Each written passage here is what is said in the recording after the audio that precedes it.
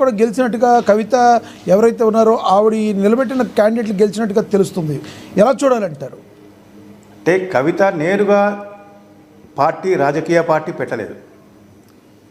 రాజకీయ పార్టీగా ఇంకా ఆవిడ యొక్క అంటే నేను పెడతాను, నేను రాజకీయాల్లో వస్తాను, ఖచ్చితంగా ఎన్నికల్లో పోటీ చేస్తాను, బీఆర్ఎస్ అంత చూస్తానని చెప్తా ఉన్నారు. Kavitha target only BRS, not Congress. అయితే కవిత జాగృతి పేరుతోటి ఒక ప్లాట్ఫామ్ తీసుకొని జాగృతి పేరుతోటి కొంత చేస్తూ ఉన్నాం. కానీ ఎక్కడ కూడా జాగృతి కార్యకర్తలు ఎవరు కూడా పోటీ చేసిన జాగృతి పేరు మీద రాలేదు.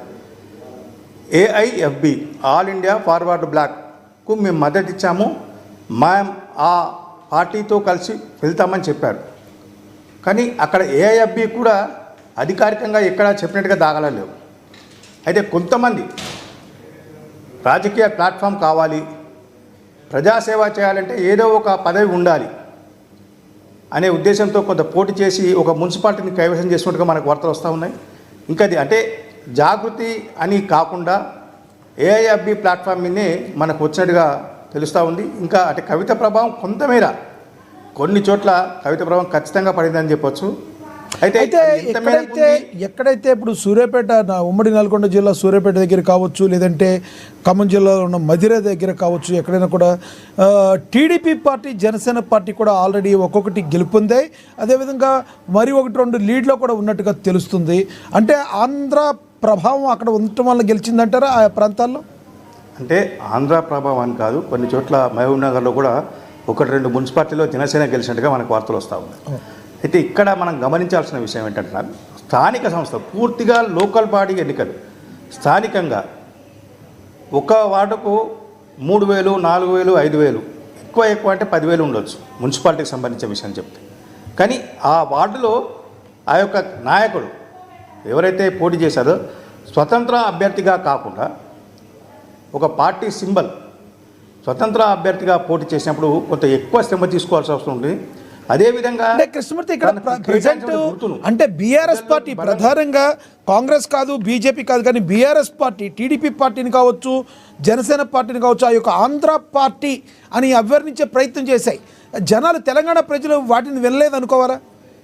అంటే టీడీపీ ప్రభావం ఇప్పటివరకు ఇంకా ఉంది. ఖమ్మం జిల్లాతో పాటు కొన్ని చోట్లలో, రాష్ట్రంలో కొన్ని చోట్ల ఉంది ఇంకా టీడీపీ ఖచ్చితంగా. అంటే ఇప్పటికీ ఖమ్మం జిల్లాలో టీడీపీని ఆదరించే వాళ్ళు అన్నారు. టీడీపీ తరఫున పోటీ చేస్తే వాళ్ళకు చెప్పుకోతగా ఓట్లు వచ్చే అవకాశాలు కూడా ఉన్నాయి. అయితే దీన్ని ఆంధ్ర పార్టీ, తెలంగాణ పార్టీ అని కాదు, అంటే అవకాశం వచ్చినప్పుడు, అవకాశం ఉన్నప్పుడు వాళ్ళకు అనుకూలంగా మలుచుకునేందుకు మాత్రమే చేస్తూ ఉన్నారు. ఇక్కడ జనసేన తెలంగాణ ఉద్యమాన్ని ఎప్పుడూ వ్యతిరేకించలేదు. తెలంగాణ ఉద్యమం సాగినప్పుడు జనసేన అనే పార్టీయే ఆవిర్భించలేదు. టీడీపీ ఆయన జనసేన పార్టీ, టీడీపీ తెలంగాణ ఉద్యమంలో పాల్గొనకపోవచ్చు, కానీ తెలంగాణను ఎప్పుడూ వ్యతిరేకించడం లేదు. చంద్రబాబు నాయుడు కూడా తెలంగాణ మీద వ్యతిరేకం అని చెప్పేసి బీఆర్ఎస్ ముద్ర వేసింది. కాంగ్రెస్ పార్టీ కూడా ఇప్పుడు అదే కోణంలో వెళ్తూ ఉంది. అయితే ఇక్కడ తెలంగాణ, ఆంధ్ర అని కాకుండా స్థానిక ఓట్లు కాబట్టి స్థానికంగా ఉన్నటువంటి స్థానిక సమస్యలు, స్థానికంగా ప్రజలకు అందుబాటులో ఉండే నేత, స్థానికంగా ప్రజల కోసం ఎవరు సేవ చేశారు, దీర్ఘకాలం పాటు స్థానిక సమస్యల మీద ఎవరికి పూర్తి స్థాయిలో అవగాహన ఉంది, స్థానిక ప్రజల కష్టసుఖాల్లో ఎవరు భాగస్వాములయ్యారు, స్థానిక ప్రజల యొక్క వాళ్ళతో నిత్యం ఎవరు మమేకం అవుతారు అనే విషయాలను కూడా పరిగణలోకి తీసుకున్నాం. ఇప్పుడు ఇంతకుముందు మనం అనుకున్నాం 211 స్థానాలు బీజేపీకి వస్తే దాదాపుగా 200 సీట్లు ఇండిపెండెంట్లు, స్వతంత్ర అభ్యర్థులు గెలిచారని చెప్పేసి మనకు వస్తూ ఉన్నాయి. అంటే బీజేపీతో సమానంగా స్వతంత్ర అభ్యర్థులు వస్తూ ఉన్నారంటే ఖచ్చితంగా స్వతంత్రుల యొక్క ప్రభావం ఖచ్చితంగా ఉంటుంది. లోకల్ బాడీ ఎన్నికలు, మొన్న మనం గ్రామ పంచాయతీ ఎన్నికలు గమనించినా కూడా గ్రామ పంచాయతీ ఎన్నికలు కూడా సేమ్ ఇదే పరిస్థితి. స్వతంత్ర అభ్యర్థులు కూడా బాగా గెలిచారు. స్వతంత్ర పోటీ చేసినటువంటి వాళ్ళు కూడా సర్పంచ్ పదవిలో కూడా వాళ్ళు ఎన్నికైన దాఖలా ఉన్నాయి. అంటే ఇది స్థానిక అంశాలు, స్థానిక సమస్యలు, స్థానిక యొక్క ప్రభావం, ప్రజల్లో ఎవరు వాళ్ళతోటి ప్రజలతో మమేకమై ఉంటారు అనే విషయాలు. మున్సిపల్ ఎన్నికల్లో భాగంగా రేవంత్ రెడ్డి యొక్క వ్యూహంతోనే కాంగ్రెస్ పార్టీ ఇంత భారీ మెజార్టీ గెలుపుకు ఒక భాగమైంది అనుకోవచ్చా? అంటే కొంత క్రెడిట్ సీఎం రేవంత్ రెడ్డికి ఇచ్చే అవకాశం ఉందంటే తన భుజస్కంధాల మీద వేసుకున్నారు. గత ఉప ఎన్నికలు కావచ్చు, మొన్న పంచాయతీ ఎన్నికలు కావచ్చు, ఇప్పుడు ఇది కావచ్చు. ఓవరాల్గా రేవంత్ రెడ్డి ముందు చూపు అనుకోవచ్చా? ఖచ్చితంగా ఒక వ్యూహాత్మకంగా వెళ్ళారు. గ్రామ పంచాయతీ ఎన్నికల్లో కూడా ఏదైతే జిల్లా ఇన్ఛార్జీలకు మంత్రం పెట్టి జిల్లా వారిగా మంత్రులకు బాధ్యత ఇచ్చి ఒక్కొక్క కాన్స్టిట్యున్సీకి ఆ యొక్క ఎమ్మెల్యే యొక్క బాధ్యత ఇచ్చి లేదంటే నియోజక ఇన్ఛార్జీలకు బాధ్యులుగా చేసి వ్యూహాత్మకంగా వెళ్ళారు గ్రామ పంచాయతీ. ఇప్పుడు మున్సిపల్ ఎన్నికల్లో కూడా మంత్రులను ఇన్ఛార్జిగా పెట్టి ఒక్కొక్క పార్లమెంటుకు మంత్రులు ఇన్ఛార్జ్ పెట్టారు. కొంతమంది సీనియర్ నాయకులు కూడా ఇన్ఛార్జిగా పెట్టారు. ఎంపీలు ఎమ్మెల్యేలు మంత్రులు ఉండగా మళ్ళీ మంత్రులను కొన్ని లోక్సభ స్థానాలకు తీసుకొని దాంట్లో పెట్టి వాళ్ళని కోఆర్డినేట్ చేశారు. అదేవిధంగా మున్సిపాలిటీల వారికి కూడా కొంత రీజనల్గా కొన్ని నాయకులను కోఆర్డినేషన్ కమిటీలు వేసి సమన్వయ కమిటీలు వేసి కన్వీనర్గా కో కన్వీనర్గా వాళ్ళని ఇచ్చారు. అంటే పూర్తి స్థాయిలో నూక్ అండ్ కార్నర్ ఎక్కడ కూడా ఎటువంటి ఇబ్బందులు కలగకుండా ఉండాలి. కాంగ్రెస్ పార్టీ కృష్ణమూర్తి, బీఆర్ఎస్ కావచ్చు, కాంగ్రెస్ కావచ్చు, ప్రధానంగా బీజేపీ కావచ్చు, వీళ్ళలో గెలుపు వరకు ఓకే, అసలైన లాబింగ్ సాయంత్రం నుంచి రేపటి వరకు జరిగే అవకాశం ఉందంటారా? పార్టీలు జాగ్రత్త పడే అవకాశం ఉందంటారా? ఖచ్చితంగా. ఎందుకంటే చాలా మున్సిపాలిటీలలో హంగు వచ్చే అవకాశం ఉన్నాయని చెప్పేసి ఇప్పుడున్నటువంటి ట్రెండును బట్టి మనకు కొంత తెలుస్తూ ఉంది.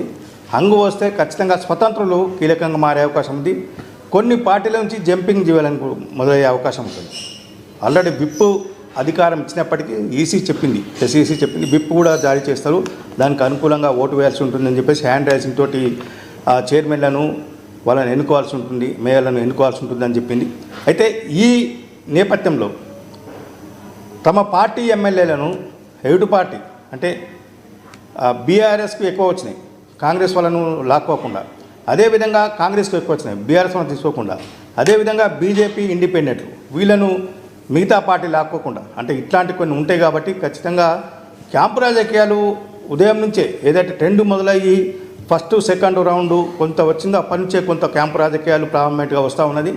చాలా చోట్ల ఇప్పటికీ ఎమ్మెల్యేలు ఎంపీలు వీళ్ళందరూ కూడా ఎక్కడికక్కడ సమన్వయం చేసుకుంటూ వాళ్ళు ఈ గెలిచేటువంటి అవకాశం అభ్యర్థి. అయితే కృష్ణమూర్తి, ఇప్పటికైనా బీజేపీ కావచ్చు, బీఆర్ఎస్ కావచ్చు, అక్కడ లోపం ఎక్కడ జరిగింది, మన నాయకత్వము లోపం ఎక్కడుంది, మనం ఎక్కడ తప్పు చేస్తున్నామని సరిచూసుకునే అవకాశం ఉందంటారు? ఎందుకంటే డే వన్ నుంచి బీఆర్ఎస్ పార్టీ తన అహంకార ధోరణి పోలేదని ఇప్పటికే మీలాంటి విశ్లేషకులు చాలామంది చెప్పారు. బీజేపీలో అంతర్గతం కావచ్చు, ఇక్కడి నుంచైనా సరిగ్గా ఎక్కడ లోపం జరిగిందో గుర్తించే అవకాశం ఉందంటారు? లేదంటే ఎప్పుడు జరిగే విధంగా మళ్ళీ